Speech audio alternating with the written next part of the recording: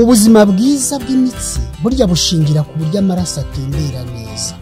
Mu gihe cy'amarushanwa yaberaga i Roma mu binyejana bya kera, bagaburiraga aba bagiye kwirukanka tungurusumu kugira ngo bataza kugira impumbu bakananirwa. Ndagushuje mwene data nshuti muvandimwe nawe mushiki wanjye ukunda ibiganiro byacu.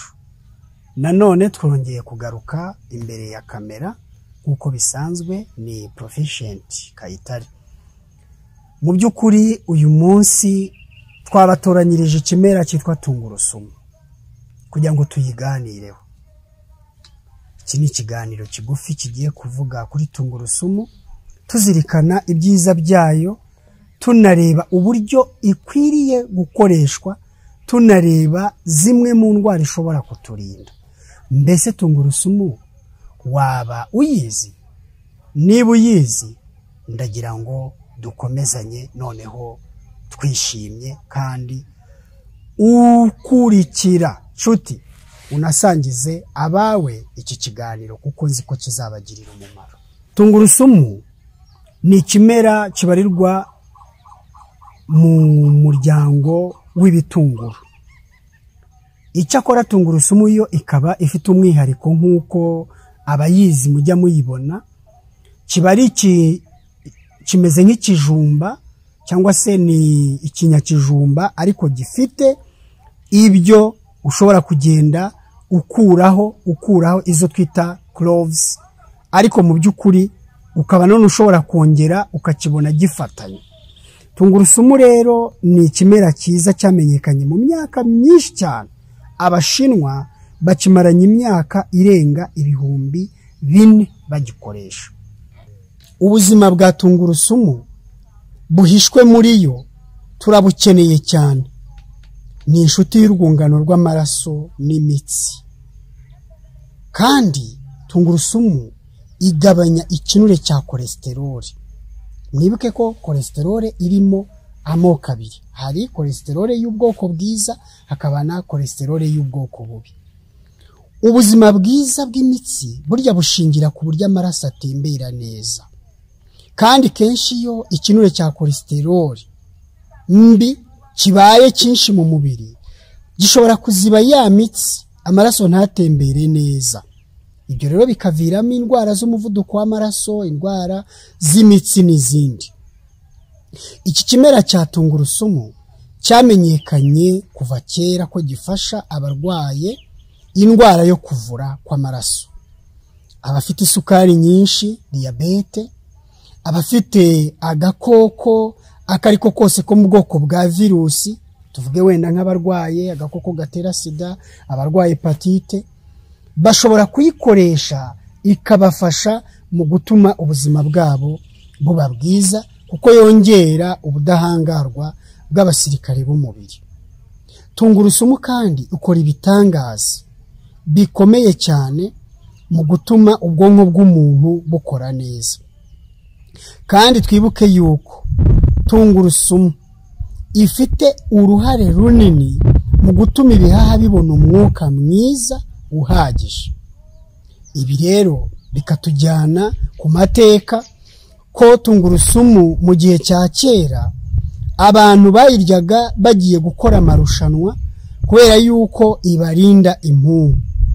Mu gihe cy'amarushanwa yaberaga i Roma mu binyejana bya kera, bagaburiraga aba bagiye kwirukanka tungurusumu kugira ngo bataza kugira impumbu bakananirwa. Ibi rero bigaragaza ko tungurusumu yongera imbaraga umubiri. Tungurusumu kandi ifasha impyiko mu murimo wo kuyungurura imyanda iri mu mubiri. Ndetse tungurusumu ifasha gukwirakwiza umwuka mwiza mu nyama zo mu nda, cyangwa se kwihagarika neza, ndetse no kwirukana umwuka mubi mu nda. Tungurusumu ni nziza. Tungurusumu abantu benshi bagiye basanga ari nziza ku ndwara zo gutonekara no kubabara mu ngingo. Abandi bakaba baramenyereye ko ibafasha igihe bagize ikibazo cyo kubabara amenyo. Tungurusumu ni nziza cyane mu kuvura ibisebe. tungurusumu ni nziza cyane mu kongera libido cyangwa se ubushake bw'imibonano mpuzabitsina ku bagabo. Twavuga iki tukareka iki ko tungurusumu yongera n'ubwenge ku bana bakiri mu ishuri? Tungurusumu uramutse uyivuze ibyiza byayo byaba byinshi igihe cyakurenga. Reka turebe uko ikoreshwa. Uburyo bwa mbere bwiza tungurusumu ni ukuyirya kuri salade. Niba uteguye salade y'amashu, karoti, inyanya, igitunguru n'ibindi, shiraho na tungurusumu, izakugirira umumaro cyane. Ikindi ushobora kuyikoresha mu buryo bwo kuyinywa. Fata litiro y'amazi uyateke unazemo uduheke 3 cyangwa se 4 twa tungurusumu, ayo mazi uyanywe, bizakugirira umumaro. Hari n'uburyo tungurusumu ushobora kuyikata duto cyane ukadushyira ku kiyiko, warangiza ukadushyira mu kanwa ukatumira umirishije amazi nk'uko umuntu amira ibinini. Tungurusumu kandi nanone ushobora kuyisyana n'ibindi ugakora ji ukayinywa harimo tungurusumu. Tungurusumu kandi nanone ushobora kuyikoresha mu buryo bwo kuyitika mu byo kurya nk'ibirungo, kandi nanone ukaba wayikoresha mu buryo bwo kuyinukiriza, icyo twita inhalation. Ibi bishobora kugufasha mu gutuma umubiri wawe uyakira neza igihe ufite indwara ushaka kwivura cyangwa se kwirinda. Tungurusumu kandi nanone ushobora kuyishyira mu mazi ukayiyukisha, by'umwihariko igihe urwaye nk'ibicurane, inkorora n'ibindi. Tungurusumu ikoreshwa mu buryo bwinshi cyane. Turi kuri iki kijyanye no kuyinywa, kuyirya, kuyiyukisha ndetse no kuyimira, benshi batinya impumuro yayo. Hariho bamwe bakunda kuvuga ngo mbega tungurusumu ko inuka cyane. Uwitwa Jimmy yaravuze ati ndazikunda kuko zituma ngira imbaraga, ariko ntabwo nanone nkunda kuzihanganira kuko impumuro yazo itama cyane ku buryo umuntu utaziriye yumva umwuka wazo uva ku waziriye umeze nk'umuti wica imbeba. Uko niko Jimmy yavuze. Tungurusumu koko zigira impumuro itama cyane. Ibyo rero bikaba binatuma koko abantu bayitinya kubera yuko igira impumuro itama. Ariko hari uburyo bwinshi dushobora kugabanya iyo mpumuro. Uburyo bwa mbere ni ukunyunguta indimu igihe twariye tungurusumu. Ikindi dushobora gukoresha ni ugukoresha cloves, tukazihekenya mu kanwa kuko zizimanganya impumuro ya tungurusumu kugira ngo itaba nyinshi.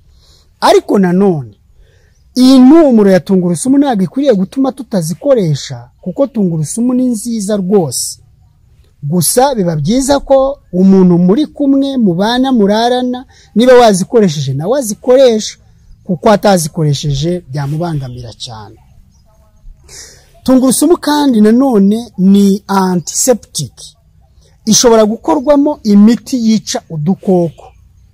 Uramutse uyishize nk'ahantu haba ibisimba wayisekuye, ibyo bisimba bihita bihunga.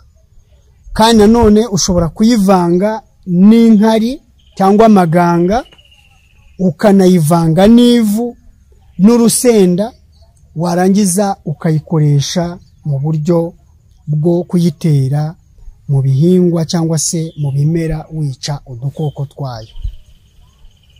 Iyi ni antibiyotike ikomeye cyane ku bantu bagira ibibazo by'inkorora n'ibibazo byo mu buhumekero ndetse no gufungana kw'amazuru, icyo twita rhinitis. Tungurusumu ushobora kuyikoresha muri buriya buryo twavuze kugira ngo igufashe.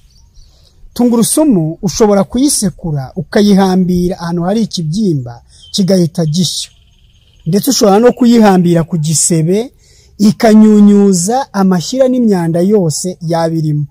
Ariko kubera yuko ikomeye kandi ifite imbaraga, ntabwo ukwiriye kurenza hagati y'iminota 30 na 40 iriho, kuko ushobora kwisanga yashwanyaguje aho hantu iramutse itinzeho cyane. Tungurusumu nanone kandi ushobora kuyisekura cyangwa ukayihondahonda, warangiza ukayambika ukayishyira mu birenge, ukabyambika amasogisi, maze bigatuma umuntu indwara nyinshi zikira, cyane cyane indwara zo mu birenge n'indwara zo mu buhumekero. Waruzi yuko umwana uhinda umuriro, umwana ufite ibicurane na giripe, ushobora gusekura cyangwa guhondahonda tungurusumu ukayishyira mu birenge ukabyambika amasogisi, bikamufasha umuriro ukagabanuka mu buryo bwihuse? Tungurusumu ndayibakundishije, ni muyikoreshe, ni nziza kandi mujye muyikundisha n'abandi. Tungurusumu ni nziza cyane ku bantu bafite indwara y'umuvuduko w'amaraso. Iyo bayiriye muri buriya buryo cyangwa bakayivanga n'ibindi biribwa bagiye kurya. Ariko by'umwihariko uramutse ubonye icyo twita garlic capsules cyangwa se garlic tablets, byo byarushaho kuba akarusho, kuko uyikoresha mu gihe ahariho hose nuko waba umeze kose. Ku bantu barwaye indwara zitandukanye z'imitsi, umuvuduko w'amaraso n'ibibazo byo mu bwonko, tungurusumu irabafasha cyane bayikoresha mu buryo bw'ibinini. Ibi byose ndagira ngo nkubwire ko Imana yabiremye kugira ngo bitugirire neza, kandi na ba bantu bagiye bavuga yuko tungurusumu badashobora kuyikoresha bitewe no kwanga impumuro yayo, ndayibakundisha mbararikira kugira ngo mwite ku byiza byayo kuruta impumuro yayo. Ibi ni bimwe mu byo tudakwiriye kwirengagiza kandi tudakwiriye guha agaciro gake. Ntuzigere na rimwe uha tungurusumu umwana w'uruhinja. Ntuzigere na rimwe ukoresha tungurusumu cyane utwite. Ntuzigere na rimwe ukoresha tungurusumu uri mu mihango y'abakobwa cyangwa se ufite indwara yo kuva. Ntuzigere na rimwe ukoresha tungurusumu mu gihe ufite ibibazo by'ubwonko byitwa conversion, brain conversion, kuko ibi bishobora gutuma ibyo bibazo birushaho kwiyongera. Imana idufashe kandi tugirire neza. Wari kumwe na muganga Kayitare. Uwiteka akurinde.